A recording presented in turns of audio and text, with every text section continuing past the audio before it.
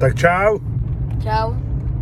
Tady Fugas. A Kuba. Fugas a Kubas. A dneska nejedeme na fotbal, ale jedeme kam, Kubo? Na basket do Nymburka a proti nějakému tureckému klubu, já to nedokážu. No, prostě jedeme na basket do Nymburka. Tady máme jasno s Kubou, protože fandíme Nymburku. Já 20 let, Kuba ani se nevybral, 8 let. Takže fandíme Nymburku.